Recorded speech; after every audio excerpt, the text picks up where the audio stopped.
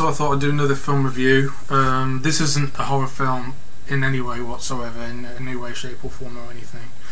It's a film which is about Ian Curtis from Joy Division, who are my probably my favourite band of all time. I was browsing around on YouTube and quite surprised to find that there weren't any film reviews of it apart from Mark Node, who, yeah. So just to prove, because he's not even a fan of Joy Division, so you know, so just to prove this is, and I've decided to shoot it in black and white because the film's in black and white, just to make it more authentic. That's the film, Control. Sam Riley playing Ian Curtis does a fantastic job, and Samantha Morton plays his wife, Deborah Curtis, does a really good job. Anton Corbijn, who directed it, it was his first film.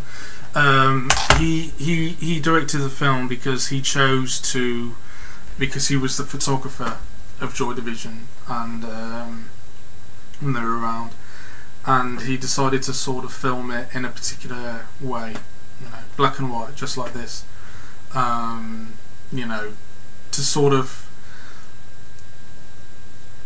as like a kaleidoscope of like images and stuff, the photographs he'd taken of them and everything when they were, you know, a band back in the time.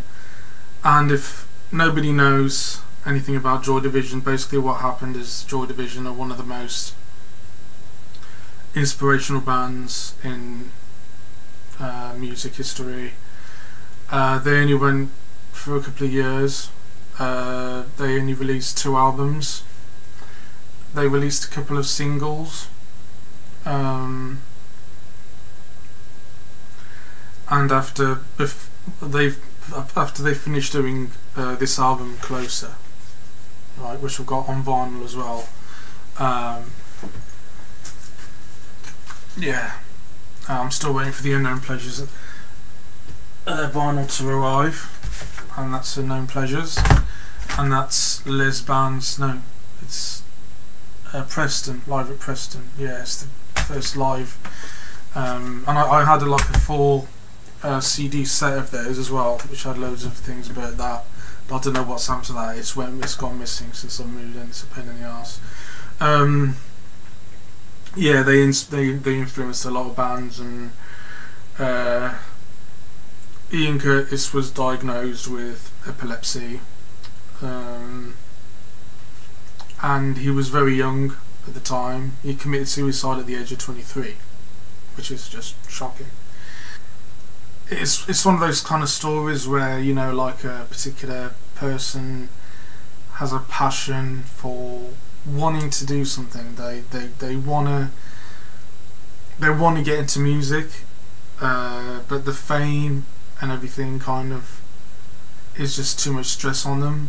When your time's on the door and it trips to the floor and you can touch, all this noise is too much and the seeds that are sown are no longer your own. Just a minor operation to force a final ultimatum. And they end up, you know, like Kurt Cobain, for example. Kurt Cobain and Nirvana were influenced by Joy Division. Nine Inch Nails were influenced by Joy Division. Radiohead were influenced by Joy Division. Moby was influenced by Joy Division, but I don't particularly like Moby. He even did a cover version of one of their songs. Even U2, you know, I don't like, were influenced by Joy Division. The Killers did a cover version of one of their songs, Shadow Play, influenced again by Joy Division. The list goes on. And Joy Division, basically what happened after Ian Curtis committed suicide, they became New Order, who sounded very much the opposite of Joy Division in every possible way, because Joy Division were the first ever gothic band and the first ever post-punk band. This is basically just me talking about Joy Division and Control. I don't want to talk anymore about Joy Division because it's just going to take up too much time, but basically they were just a band that were influenced by the Sex Pistols. They saw the Sex Pistols live. they decided to form a band with Ian Curtis live on vocals, and he couldn't sing terribly well, but he was a fantastic lyricist, and a really interesting screen presence. Sorry, screen presence, stage presence, and they weren't like their early stuff, kind of when they were Warsaw, which was more like punk, with a kind of a darker tinge to it, sort of thing.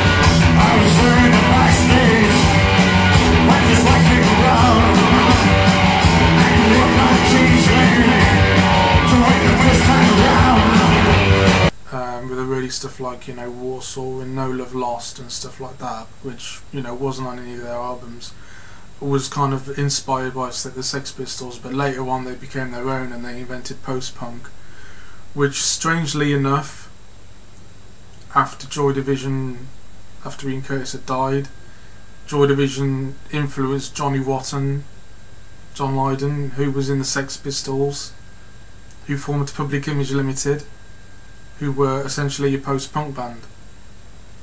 So yeah, that's goes to show. Onto the film itself. What I love so much about this film is that because it's the exact opposite of something like Oliver Stone's The Doors, where, you know, people go and see you know, The Doors, and people go and see the film, and it's like an advertisement for their music. This is in no way, shape or form an advertisement for their music. I mean, a lot of people who would be watching this film are basically saying, what's all the fuss about? You know, what's all the fuss about? I mean, I've even got a documentary back there on Joy Division, which is just a fantastic documentary. I forgot to bring that out with me. And it's basically, it's a film that is made entirely for the fans. You know, it's made completely for the fans. Outsiders would look at it and think, it's a bit unusual, you know. I don't get what the fuss is about. The band sucks, you know. But they're a band that grow on you. When you first hear them, you think, you know, because like I would, you know, interviews with Trent Reznor and stuff, and he was going on about how much, you know, Ian Curtis was a huge inspiration on him, and all these other band members and stuff. And I think Tom York from Radiohead mentioned Ian Curtis, and, you know, Manny from Stone Roses and so on. And like I said, they really are sort of like a bit of a cult band, a very important band. So this isn't your average everyday music biopic by any means. It's not at all. It's the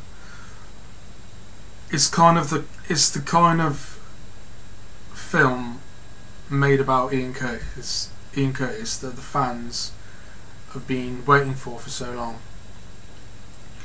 And you know, people that basically read a lot of the books by, you know, Joy Division, and watch the documentaries, and are just huge Joy Division fans. From my perspective, I'll give it 10 out of 10 because I'm obviously a huge Joy Division fan. There's a lot of things that were very accurate in the film. It's very authentic to the time, to the you know, the basic sort of grimy, because they lived in Macclesfield, I think it was Macclesfield, which was a shithole in Manchester. So obviously, you know, they're a Manchester group, except from the guitarist, who was from Salford, who was that's an important part to make. The guitarist Bernard Sumner, who became the lead vocalist of New Order when Ian Curtis hung himself. Yeah, it's a very tragic story of someone sort of wanting to break into a particular career, but they have severe problems. They're diagnosed with epilepsy, and he was afraid to go on stage in case he had an epileptic fit. He had a few epileptic fits on stage.